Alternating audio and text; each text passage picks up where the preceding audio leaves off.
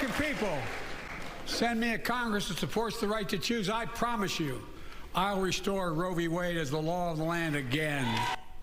America's 46th president employing the platform offered by his third State of the Union address to draw some very clear battle lines for the campaign to come.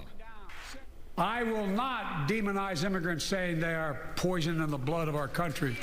Biden chided Republicans for refusing to accept a border bill with billions for more manpower and drug interdiction, and pushed back in fiery fashion on those who question his fitness to lead. The issue facing our nation isn't how old we are, it's how old are our ideas. Hate, anger, revenge, retribution are the oldest of ideas. But you can't lead America with ancient ideas. It'll only take us back. You lead America, the land of possibilities. You need a vision for the future and what can and should be done.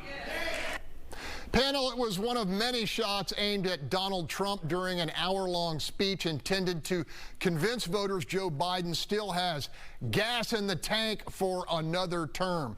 All right, Chris Tritico, did he convince you? Well, he didn't have to convince me, but I thought that was the right speech for him at the right time. I thought it was a really good speech. He went right at what he needed to do in this time, coming out into an election that he has to win, and the attacks on him that he's been dealing with and the border attacks on him, he needed to give that speech at this time, and I thought it was one of the best speeches he's ever given. All right, Holly, Chris makes a good point. He needed to shore up concerns about his age, and he needed to at least address the border issue. Did he do either well?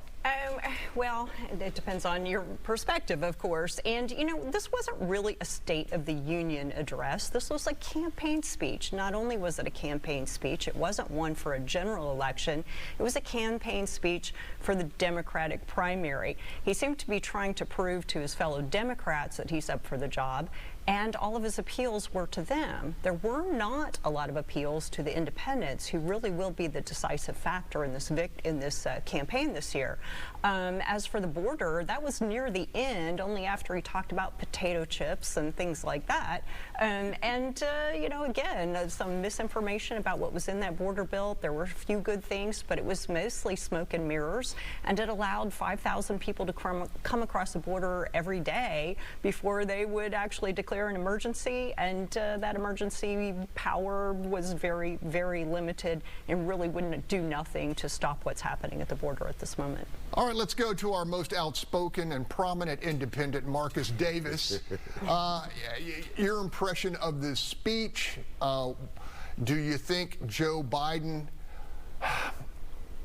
I guess, calmed some of the storms around his fitness? So listen, Holly hit the nail on the head. This was not a State of the Union. It was more of a campaign speech that appealed to his base. Listen, I saw some colleagues online talking about, before the speech, they were saying, hey, I really hope Joe comes through. I hope he doesn't flub. And everybody in the line was saying, yeah, man, we need him to come through on this. And I just shared with them, there's a problem when you're hoping that this candidate doesn't mess up. You're already saying that there's a problem with this candidate. Yes, there's a problem with the other candidate, but by default, you're admitting that there's a problem with this candidate. And this idea that because for 60 minutes, 90 minutes, he comes through, Prevagen to the rescue. He comes through. The idea that that's supposed to solve the fears and calm the concerns of Americans is just not true, because the job of the president is a 24-hour, 7-day-a-week grueling task. And I can't be convinced that because you were able to stay awake for 60 minutes that now you're ready to do the job. I'm not trying to hate on Joe Biden for his age. I'm just talking about you can't convince America that now I'm up for the job just because I did this speech. All right, Charles Blaine, is it a victory for Biden to have made it through this speech in competent fashion? Yeah, I mean, I think his team should count that as a victory. I mean, they think it's Prevagen. I thought he got an IV drip before and got prepared for it.